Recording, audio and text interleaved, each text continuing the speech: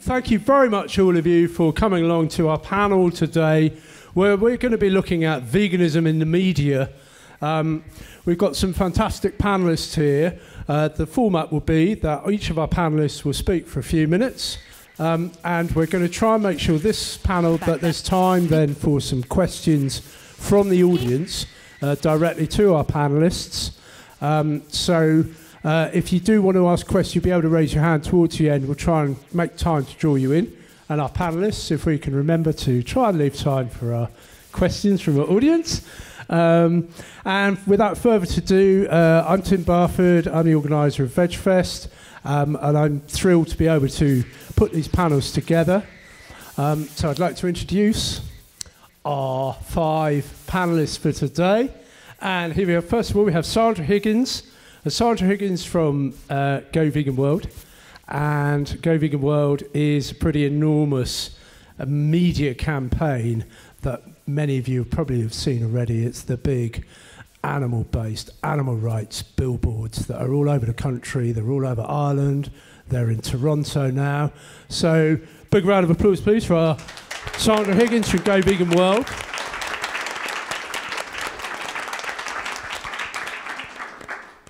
Christopher Sebastian needs little introduction from many of our VegFest regulars, but nevertheless, I'm absolutely thrilled to welcome Sebastian back. Sebastian hangs out mainly in New York, also in the Czech Republic, and quite a lot in the UK too.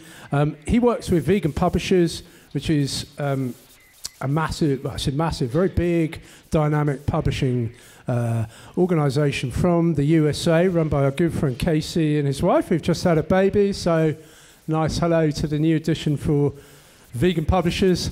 Christopher Sebastian, big round of applause, please.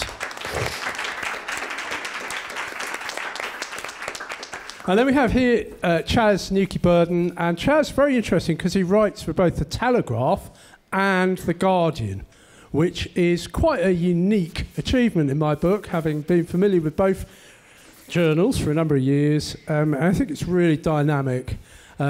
Sort of combination to be able to write for these 2 papers that are so broadly far apart in their political spectrum. So Chaz has been writing some really strong messages that have been getting published. We're absolutely thrilled to see that in the mainstream media today. So Chaz Nuki-Burden, thank you very much for all your contributions.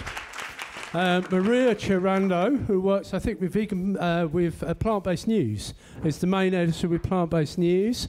Plant-Based News has come out of nowhere and is just massive, huge. You must have seen Plant-Based News. They're busy, they're out there, they're cutting edge. Very broad church too, it seems to be, a very broad tent, Plant-Based News. Big round of applause, please, for Maria. And as we come to our final panellist here, somebody who's just becoming a little bit of a legend in the UK media scene. He seems to be on all those shows, seems to have got Vanessa Feltz and Jeremy Vine wrapped around his little finger, I would say.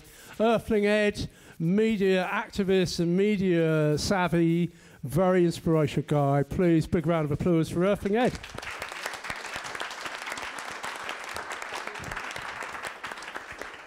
Okay, so we're going to just invite, probably we'll start with Sandra as your next door here. Sandra, would you just talk to us a little bit about some of the stuff you're seeing in the media, your own experiences with Go Vegan World, and some other insights? Hi, thank you everybody who's come here today to hear the 5 of us. Go Vegan World began as a very small campaign 3 years ago in Ireland. It's now the biggest and the longest running animal rights campaign in the media worldwide. The media attention has been extremely useful. You know, when I first started the campaign in Ireland, people couldn't even pronounce the word vegan. So I was interviewed on the radio and asked, was I a vegan or a vegan? So at least now people can pronounce it, and people are left in no doubt that veganism is not an end in itself, and it's not a plant-based diet. It's the route to animal rights, and it's the least we owe other animals. So from that point of view, the media attention it has received has been extremely helpful. It's been way more successful than we ever envisaged. I've done an awful lot of media work. I mean, at one stage I was doing 3, 4, 5 BBC interviews a week in the UK, and the same in Ireland. It's difficult. It's difficult because you have to think on your feet. So the advantage, I think, of Go Vegan World is that it's rooted in the lives and the experience of the real lives of the animals that are rescued and live at Eden Farmed Animal Sanctuary in Ireland. So I'm very sure of my facts because I've been taught very well by them. It's the first campaign worldwide, and I think it's still the only campaign that's inspired by and informed by and led by the animals themselves. So in a very real sense, for the first time ever, they have come out on the streets and told the world what they want and demanded their own rights and shown people that they're sentient individuals who are equal to us and deserving of the same rights and respect as us. That's a difficult point of view to get across in the media because I'm speaking to speciesist interviewers and to a large extent to a speciesist audience, but it doesn't matter because I used to be a speciesist. In fact, I still have to work on it every day. Those animals challenge me and teach me, and I work on my own speciesism. So what I'm seeing now in the media is a backlash. People talk about the different stages that truth goes through, and it's ridiculed and it's undermined and it's defended against, and eventually it's accepted. We still see a little bit of the ridicule, but what we're seeing now is a defence. They wouldn't react as they are reacting if they didn't feel threatened. So I think it's time for us to move forward and join forces, as Go Vegan World always has done, with the alternative. So Go Vegan World has a very strong relationship with farmers, even though the media insist on portraying us as an anti-farmer or an anti-dairy campaign. We're nothing of the sort. The farmers themselves know that, and that's why they're coming to us privately for help to transition away from animal agriculture. So I have a vision of the future of the representation of animal rights and veganism in the media, and I'm really grateful that Go Vegan World is where it is at the moment, and that veganism in general, through the work of all the people on this panel and other activists worldwide, is getting the attention that it never got before. I think that's very hopeful.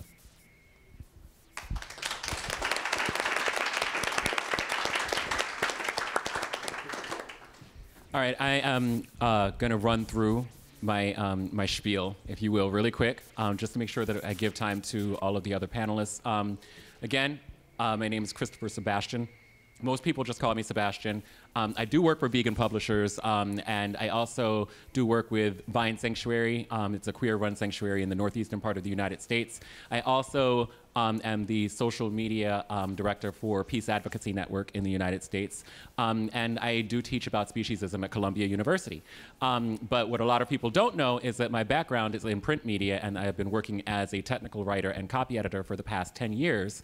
And I will be doing a talk tomorrow on media literacy for vegans and for animal rights activists, because this is one of those things that's like so super near and dear to my heart that when Tim mentioned there was going to be a panel on media, I begged him to be on it. So if the panel is super crowded, that's because I wormed my way in here, just to be a little bit speciesist. Can we say wormed? But yeah, I get really, really excited about this. And one of the things that I notice is that, there is a lot of competition in the media landscape for the attention of people when it comes to the treatment of animals, the exploitation of animals, and animal liberation. And there are so many different competing narratives about it that what I want for all of us in this room to do, and beyond, is to recognize ourselves as as individual content creators, distributors, and consumers in every sense of the word, because most of us in this room have access to social media, and the way that social media is being used,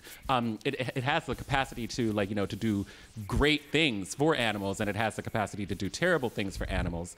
And right now, I observe some limitations and some challenges that we face in the way that in the way that we curate our movement, and and making sure that we stay out in front of and control the narrative so that it stays as authentic as possible when we're talking about our relationships with other animals, and not let corporate media off the hook for some of the ways that they try to continue the domination of other species on our planet and continue acting in very speciesist ways. And like some of the ways that we see that, like, you know, is through the work, or excuse me, some of the ways that we try to represent animals is through the work we do at Vegan Publishers, through the work Maria does with plant-based news and other emerging markets that tell the story from a different perspective. But I also have an expectation that we hold the mainstream media accountable for telling these stories, and to a certain degree, get involved in the mainstream media ourselves, perhaps through our activism, perhaps through people who are aspiring journalists themselves, and make sure that the message that gets out there, the message that we are competing for, is the right one.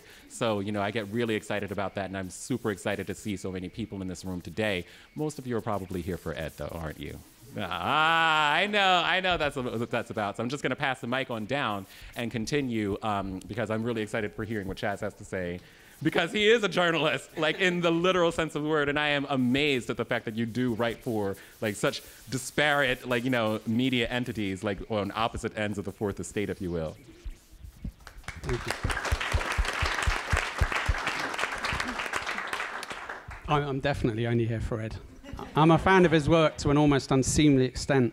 So I write opinion pieces about veganism for, as well as The Guardian and The Telegraph, The Independent, Attitude, which is another, goodness knows where that fits among The Guardian and The Telegraph. But I wanted to talk about the last year. I feel like interest in veganism in the media has really, really rocketed. I'm sure a lot of us have felt that. And in fact, this week last year, I wrote an opinion piece for The Guardian about dairy, which turned into a huge, it really, really blew up.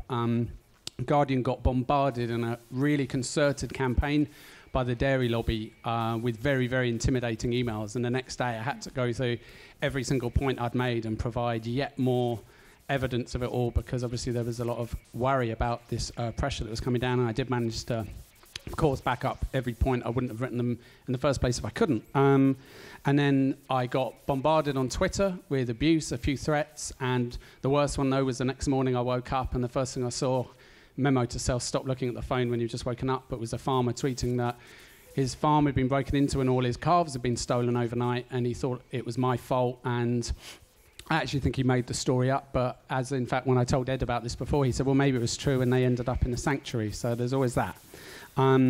But this is the level of discussion I got. There was one farmer who spent ages telling me that no, it doesn't cause the mother and the calf any pain when they're separated on dairy farm.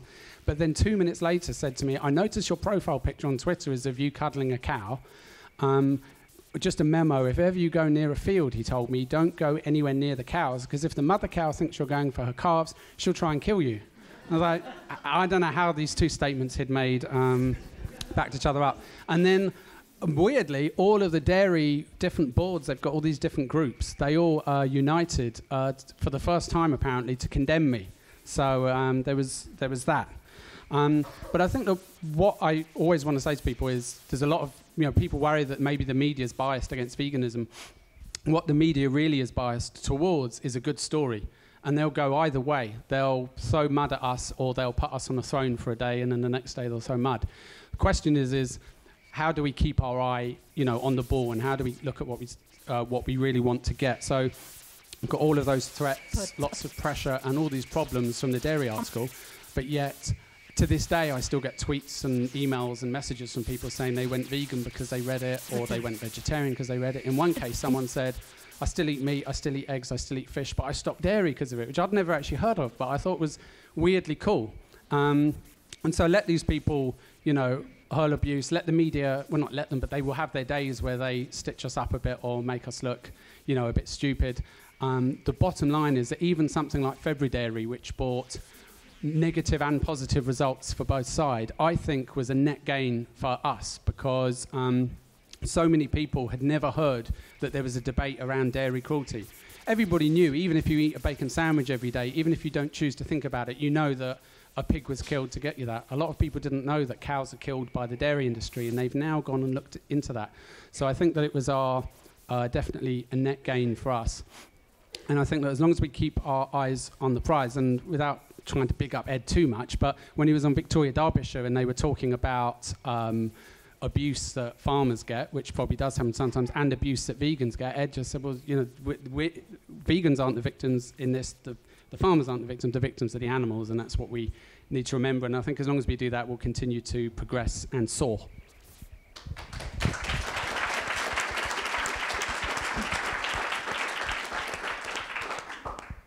Hi. We are at a really, really interesting place at the moment in terms of veganism and the media. We're seeing veganism being portrayed more in the mainstream media, but we're also seeing an explosion of vegan news sites. And I am an editor of Plant-Based News. My background is actually political journalism. I started kind of very traditionally on local papers. And what we try and do with Plant-Based News, and I'm sure we're not perfect and we fail sometimes, is to maintain... We're at a very interesting place where we're crossing over between journalism and activism, but we try and maintain a very responsible, accurate, classic journalistic approach. You know, in my old job, I'll take interviewing an activist now as seriously as interviewing a prime minister. Approaching brands. In my last job, I think it's really, really important that we're outward looking in the way we present our stories. Although we are plant-based news, a huge amount of our audience isn't vegan, and that's great. We want to approach as many people as possible. We want to appeal to as many people as possible. I think there is a role in talking to vegans and inspiring them and helping them to stay vegan. But I think we want to widen the net. We don't want to be too niche. And there's things that we do to try and work with that. As I said, the journalistic rigor, the importance on accuracy, fact-checking, telling the other side of the story as well. If I'm writing a story about how awful it is that 6 horses died at the Cheltenham Festival, I'll also talk to the British Horse Racing Association. We want credibility as journalists as well as vegans. That's really, really, really important to us. We are all activists. Everyone who works for PBN, but we're very careful to use non-radical language when we're trying to present radical ideas. A lot of people will be scared off by words like rape and murder when you talk about the dairy industry. I have had run-ins with readers who don't want me to use words like meat eater. They want me to use words like animal eater, which I agree. I don't like taking away from the fact that you are eating an animal and depersonalizing it by saying meat. But we can't afford to lose people at the first hurdle through the language that we use. So yeah, we're just trying to get more people interested in what we're doing. We work across various platforms. We have a YouTube platform, a YouTube channel. We did a documentary at the end of last year. More than 1 million people viewed that in less than 3 months. And we're working on the site just trying to push out daily news and do an accurate and fair news service.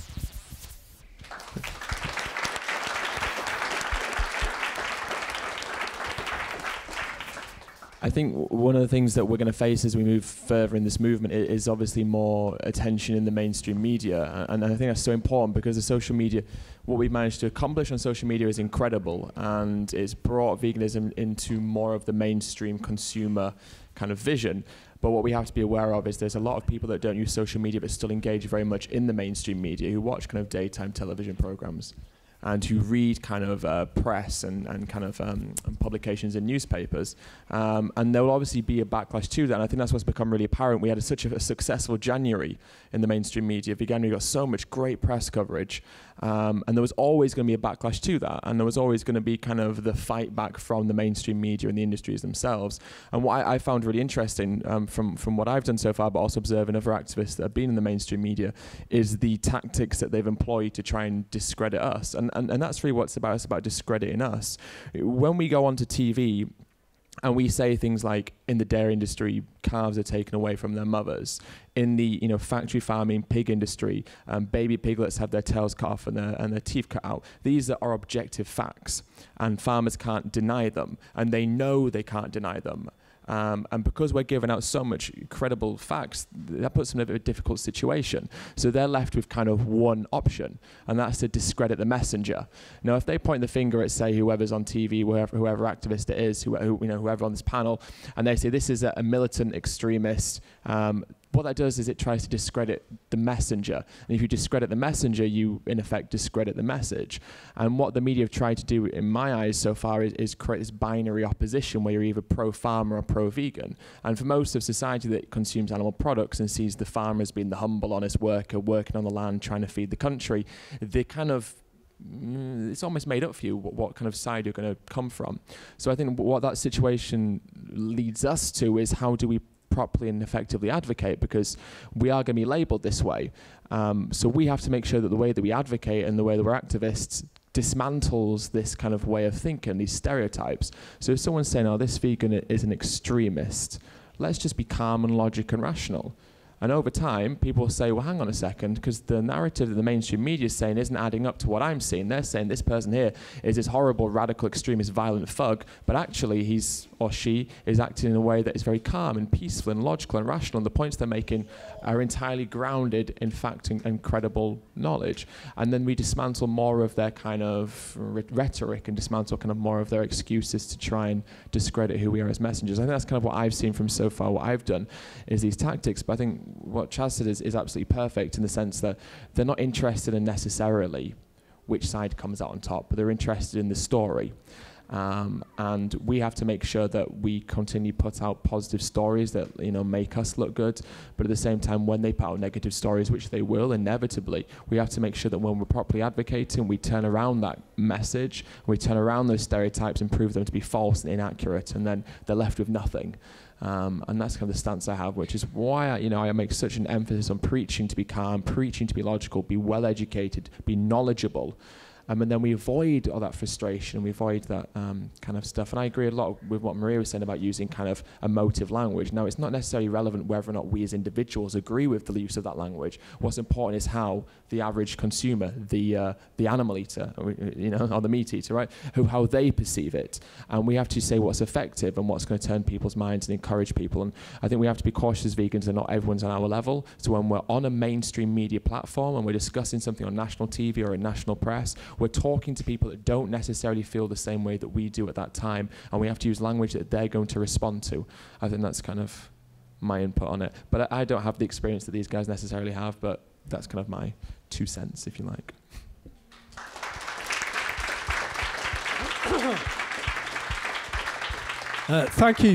Thank you all of you, your contribution. Just before we go to the audience, I'm just going to pick up actually, Ed, you touched on something that I'd like all our panellists to briefly comment on, and I'd ask you perhaps just to keep a brief comment, 30 seconds or a minute, but the importance of the use of language.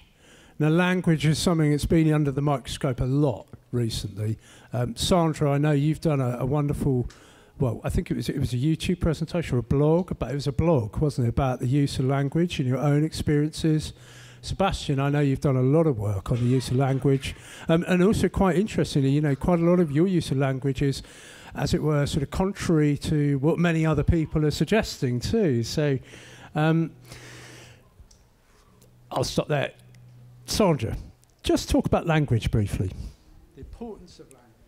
First of all, I'd say, I know the media is interested in a newsy story, but let me tell you, 3 years ago when I first ran Go Vegan World, and I have the documents to prove this, there was a concerted effort among the farming lobbies in Ireland, the UK and New Zealand to club together to destroy my campaign.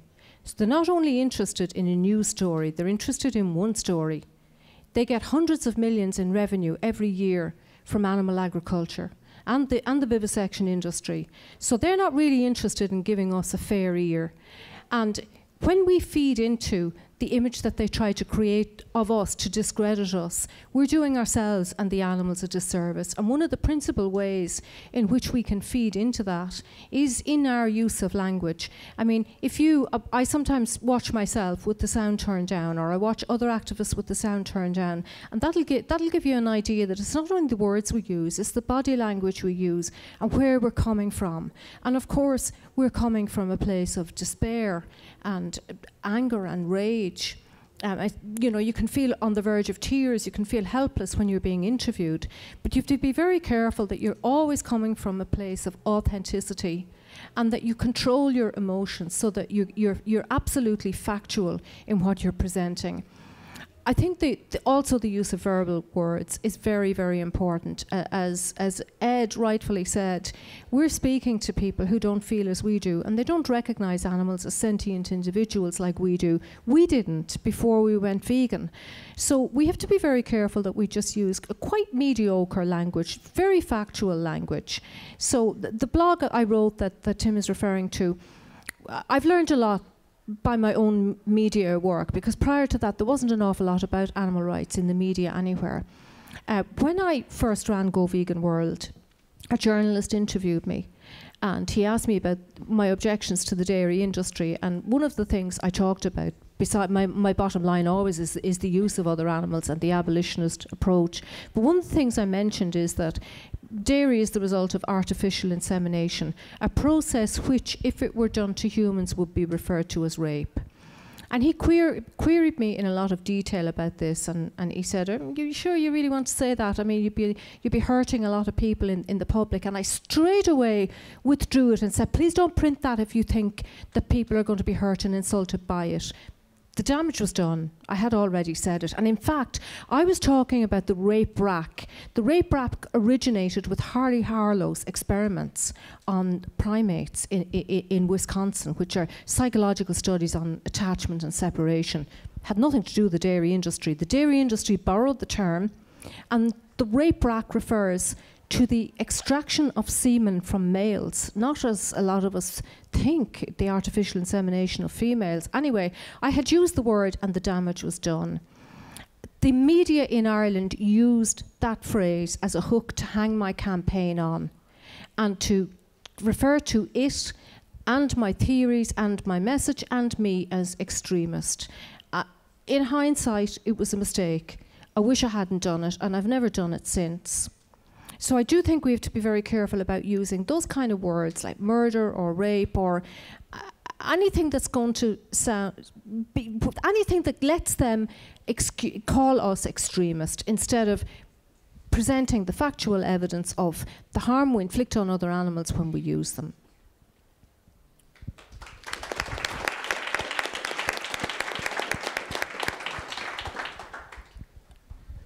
All right. God, I have a lot of thoughts in my head around this, and it's really difficult to try to say it in a really short amount of time, so I'm just going to try as best I can. What you said, Tim, is absolutely correct. I approach this from a position that is probably significantly different from everybody else on this panel.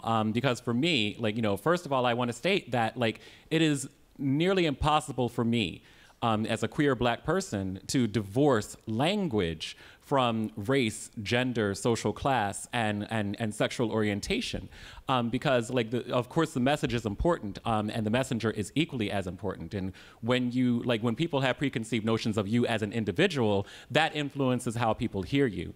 On top of that, as an author and as a person who's written for nearly 15 years, I will paraphrase the words of author Claudia Rankine here, that language is incredibly imprecise, and it has the capacity to hurt and to heal in equal measure.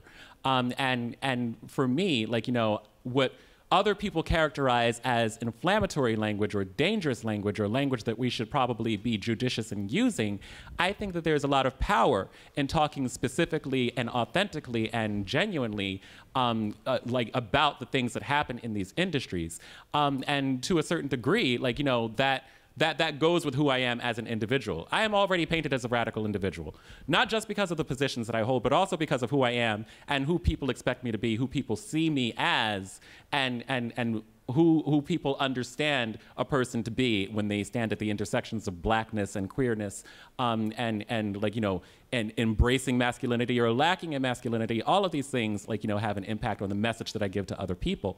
And I embrace my radicalism. What I hear from a lot of people, not necessarily folks who are on this panel, is be careful about the words you use. Use different words. Articulate this in a different way, in a way that is going to sugarcoat the message a little bit.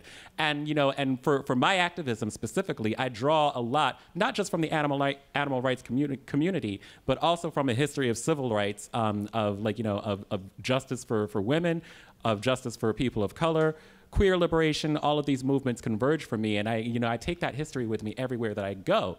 The people who have had the vast impact are the people who are radical. They're not the people who sugarcoat the language of white supremacy. They're not the people who sugarcoat the language of male domination and patriarchy. They're the people who speak unapologetically about their truth. And when I hear people talk about, like, kind of like watering down my language a little bit, what I hear so often from people is play into the politics of respectability. I will not be your respectable Negro.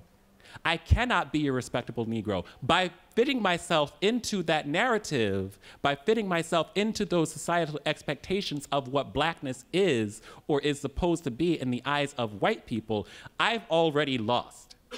And that same truth holds for me when it comes to animal rights as well. And it's impossible for me to say that, like, I shouldn't use these words specifically. I shouldn't use certain words that invoke, like, images of people because those images make it uncomfortable for them to understand the information. But, like, just from a journalistic perspective, I don't know how many people are familiar with, quote, the Overton window, but, like, it's this window where, like, you've got, like, people on the, quote, left and on the right who are vying for the people who, like, live in the center. In the United States, like, with the election of Donald Trump, if you will, to take from political analogies, like, we've seen, like, what would traditionally be leftist or liberal values, and liberal being, like, talking about liberation, which is what we're all here to talk about today. Like, we've seen, like, that get, like, gradually watered down over and over again. Why? Because the people who are conservative in their values, the people who don't value progressive ideologies, they've taken control of the Overton window, and they've shoved it so far to the right that it's like taking a clock off the wall and putting it back on at an absurd angle so the pendulum never swings that far left again. I embrace my radicalism. I need to embrace my radicalism, and I need everybody else in this room to embrace that spirit of radicalism as well, because otherwise we're never going to reclaim the Overton window, and otherwise we're never going to achieve the type of liberation that we're looking for, because any message that does apologize for who we are individually, any message that diminishes what we have to say because it's not articulated in a way that is comfortable for other people in the mainstream, is not going to necessarily be a message that gets us to animal liberation. So that's it for me.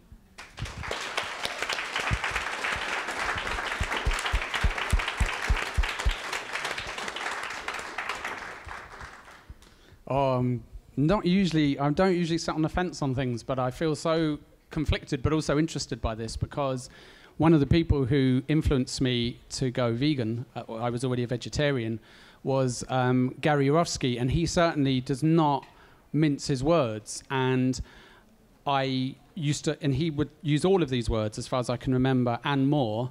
And he took me a long way on my journey. I want to add that there are some things that he has said, particularly sometimes on other issues that I don't agree with, but I'm saying his emotive use of vocabulary when specifically talking about meat, animal slaughter, were a big influence on me.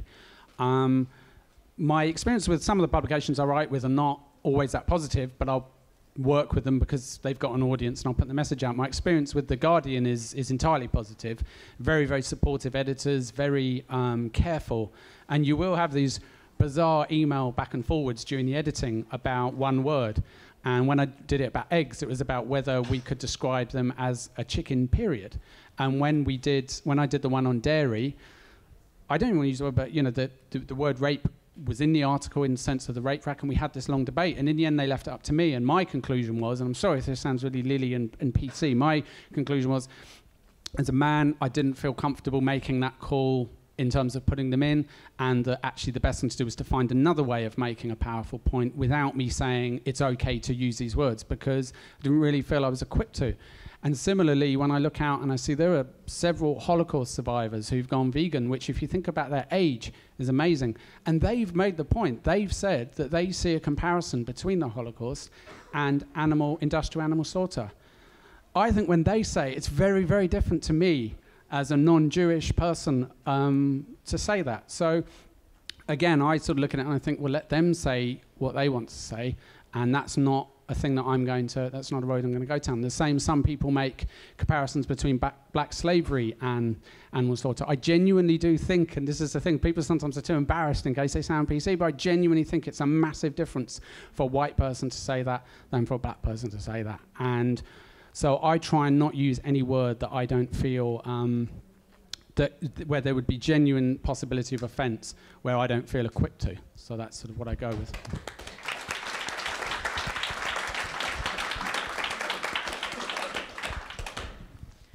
I think for me it's a question of whether you can maintain the integrity of your message and how radical that message is. Because if we really think about it, to me, most people get up, and from the minute they get up in the morning to the minute they go to bed at night, they are exploiting and using animals in myriad ways, and that's just everyday life. To be vegan is quite a radical departure from that standard norm that most of us experienced, most of us lived with for a while. So veganism and not using animals is a radical idea. I think you can maintain the integrity of that idea, but use language that will invite people rather than repel them. I think sometimes if certain words, if you insinuate that someone is a murderer or hiring a hitman to murder an animal, you kind of open the door for them to start giving you dictionary definitions or quibbling about semantics. And that just distracts from the topic. I do think there's a space for every kind of activism, and I would never tell anyone else to advocate. This is just my own position. But I think language is incredibly powerful, and we can express incredibly powerful messages with it without putting people off before they listen to the message.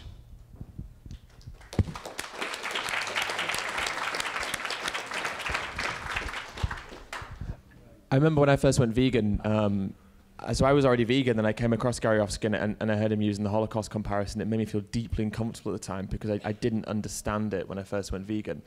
Now, I mean, for me, the comparisons is a difficult one. When people say, would you ever compare what's happening to animals to the Holocaust of the Jews? I'd say no. Likewise, I wouldn't compare the Jewish Holocaust to the Holocaust of the Aborigines in Australia. I think each atrocity sits in itself in a very unique position, and comparing them, for me, seems to cause more division than cohesion. Now, if someone says to me, do you think there's an animal holocaust? 100% there is. Objectively speaking, it is an animal holocaust, but I would never compare it to other holocausts. But for me, that's why language is so important, because I remember being in that position as a newly turned vegan and feeling deeply uncomfortable by it because I didn't understand it.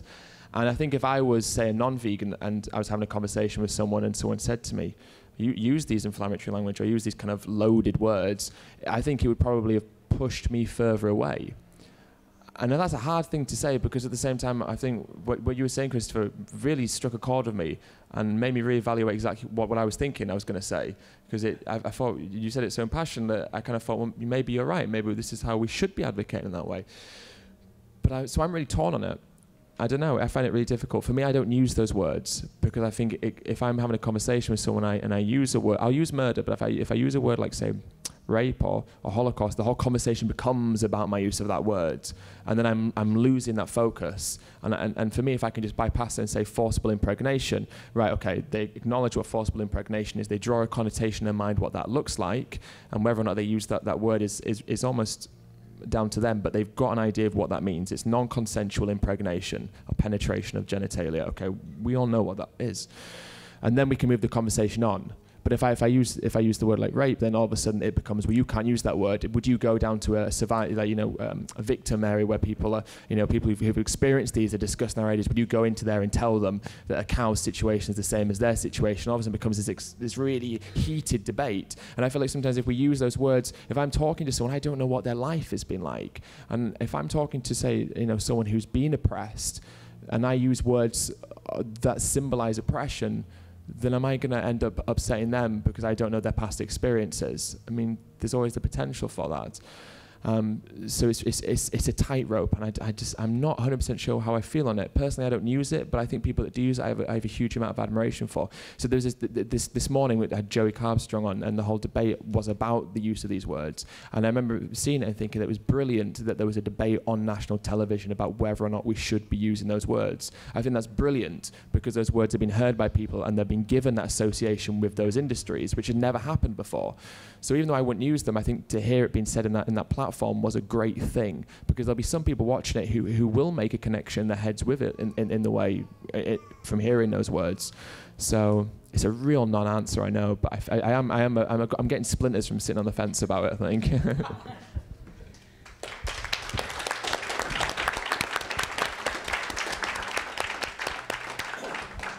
Just really quickly, I wanted to, I want to respond to some of the comments from my fellow panelists here about the use of language and about specifically comparisons, because that's what I'm hearing a lot from other people when they talk about, and I'm going to be very direct here when we talk about the language of three main things: rape, Holocaust, and slavery. Those are really hot button, really contentious words that we feel deeply uncomfortable about talking about when it comes to the situation of animals. And because, again, hey, look, I'm black, and I'm going to talk about race because this is very, very prevalent to me, and it is directly related to speciesism. But one of my favorite authors, Nobel laureate Toni Morrison, once said that one of the primary functions of racism is to keep you explaining. And I find that to also be true about pretty much any type of oppression that you can think of.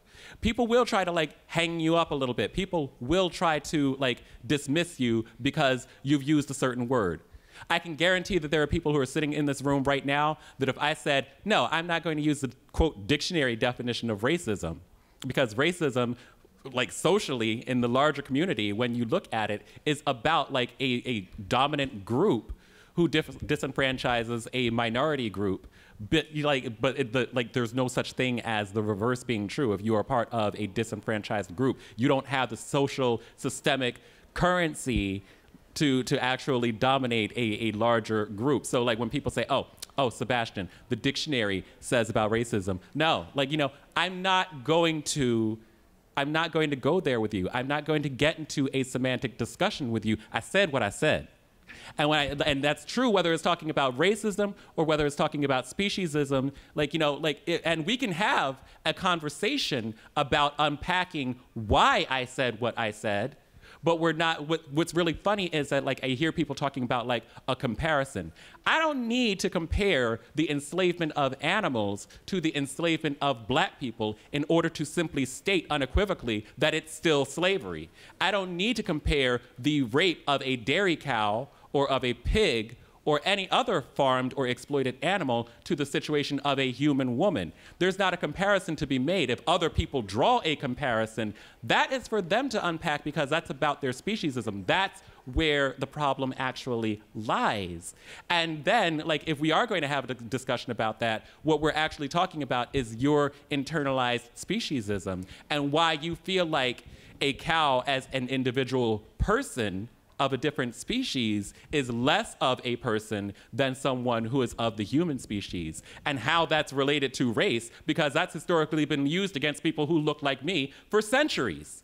And even right now, as I sit here on this panel, there are people who still don't understand that I, as a black person, share a space that is distinctly human, and as a human animal specifically, because we've elevated human to actually be aspirational. And human historically has always been associated with whiteness. And there are countless news articles that exist in the media right now from the past 2 years, I don't even have to go back to ancient history, that talk about the animality of black people and really, really unpacking how, how closely tied speciesism is to racism, and how racism is itself a product of speciesism and is often exacerbated by speciesism.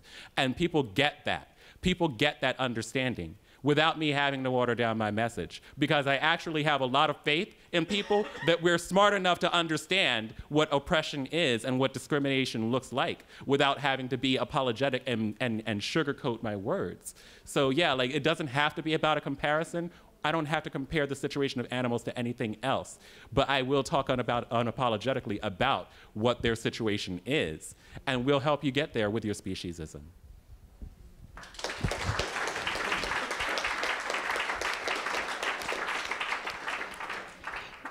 You know, avoidance of words that we fear will be off-putting to an audience that we want to speak to about animal rights doesn't mean that we sugarcoat our words. And certainly my description and my advocacy is not sugar-coated. But there are some other words that I'd like to mention, because it's very easy to get hung up on the words that one or two activists have used and keep talking about them. And in other words, the hidden agenda is to talk about that activist. An awful lot of activists call other animals it. They speak about meat eating and carnism and all the other animal uses, particularly the use of other animals for eggs and dairy, are forgotten about. They talk about animal cruelty. Forget talking about animal cruelty. 99.9% of people, including vivisectors and farmers and slaughterhouse workers, are against animal cruelty. We need to talk about animal use and the standard practices and sentient beings. I also think there's a big problem in talking about factory farming, because a lot of animals are used, and we had a discussion this morning about the welfare myth and the humane myth, and I'll be speaking about the humane myth later on. Factory farming is not the problem. The problem is animal use. The problem is speciesism. So I think all these words are really very important. There's another word that we talk about. I used to use it. For want of a better word, I was using this, you know, because I'm working at top speed all the time. Vegan lifestyle, vegan lifestyle. Veganism is not a diet, veganism is a lifestyle. And Go Vegan Scotland wrote a fantastic article recently, and I encourage people to read it. No, it's not a lifestyle, because you know, we see this here today. We see the consumerism of veganism. It's something you can buy. It's something you can try on and discard. Something you can try for a week and then drop again. No, it's not. Veganism is who we are. It's a moral conviction based on the very simple fact that most of us agree with, that it's wrong to unnecessarily harm or be violent to anybody else. It's not a lifestyle. So I think it's good if we can take the time, which I appreciate is difficult. I know what it's like to work flat out. Every one of us here are working flat out. But just to take the time to self-reflect and really pick our words with care so that they absolutely reflect what we authentically believe, even if that's different to what the person sitting beside you believes. At least if you're coming from a place of authenticity, you can look those animals in the eye and say, I am doing my best for you, having considered it and having been self-critical and self-reflective.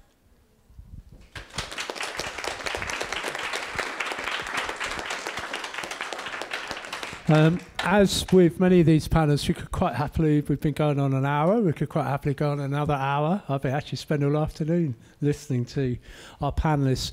We're going to wrap up soon, so I'm actually just going to invite anybody who might want to ask a question. We're probably only going to have time for just probably one. Are there any questions? If anybody perhaps want to raise a hand, consider a question? Yeah, I'm just having a look at so we did have the one at the back there actually was first. So yes, would you like to, I'm just going to bring you the microphone so that you can speak into the mic, and that way the camera will be able to pick up on your question. So. Hello. I just wanted to ask the panel, anyone in particular, if there's any time, if you could give any details in what sort of animal rights you'd be advocating for animals. It seems to me that the mainstream media is always reporting it as giving human rights to animals, which I don't think is what people really mean. And perhaps people would be more interested if they actually understood what is meant by giving animal rights to animals. Thanks for that. So, who would like of our panel to just say, how would you define what rights for animals are, and perhaps compared with human rights? Yes, Chaz. What I would say is people ask me sometimes, so do you say animals are equal? And there's even a group who I work with a lot and really admire called Animal Equality. And I would say personally, I don't believe in the term animal equality, because I feel that they do depend on us, and we do need, and so therefore the point almost of my advocacy is that in some ways, since as they're not equal, they need us to actually look after them and nurture them, and not as in a domesticated sense. I'm tying myself up in not here, but what I mean is, when people say, are they equal, do you want exactly the same rights? I said, no, I just want us to respect them. And we're so far away from that. You know, the saying about, you know, that if animals could form their own religion, that they'd depict the the devil in human form, is so true. And that's how far away we are. So to me, it's about, I'd say, about respect. Yeah, I think it's the basic right to life without being used. I would say the right to being, to live this life without being used or abused. I think the work of Gary Francione is very important. Animals are not our property. They are at the moment our legal property, but they existed before us. And I disagree with Chaz. They don't need us to love them or nurture them. They existed before we came along. They're independent, autonomous beings who are able to make wonderful lives for themselves without our interference. It would be lovely in the future if we didn't use other animals and we had a reciprocal relationship where, if you meet somebody, a fox who's wounded or whatever, you help that fox, and they help us in myriad ways. We forget about the way rats scavenge and bees populate the plants for us. So let's not think that this is one-way traffic. But they have, in terms of rights, I do believe they're equal to us, but they don't need the same rights as us because we all have different rights. There are things I need that somebody else doesn't need. They deserve the fundamental right not to be harmed by us, not to be used as resources. They're used as objects and resources to meet our needs that we could equally meet through plants and through non-violent means, and they are also used as objects and resources to meet the most trivial of our desires. So the basic right not to be our property, not to be used by us, not to be harmed by us, and not to be killed by us.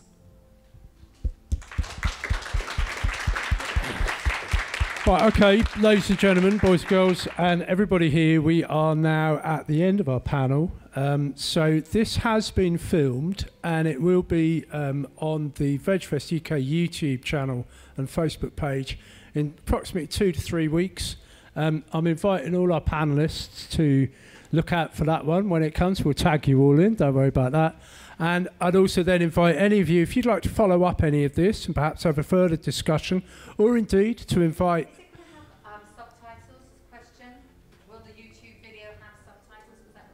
Well, no, because we've got the sign language, so we won't be subtitling the video, but we'll have sign language. Are they filmed the interpreters as well? Yeah, I think so. Yeah, the interpreter's been filmed. My Irish accent. Yeah. So that you will be welcome to join in the debate later, and I'd like to at this point ask you all to give our panellists here a big round of applause, and thank you very much for joining us. And just to say that all our panellists are speaking during the event. Some have already spoken. I think you've all got talks coming up yet, so check the programme. And if you'd like to speak to anyone just outside after the talk, after this panel, you'd be very welcome. I just ask you though to go outside so that we can get our next speaker on. So thank you very much, audience. Be a wonderful audience. Thanks very much.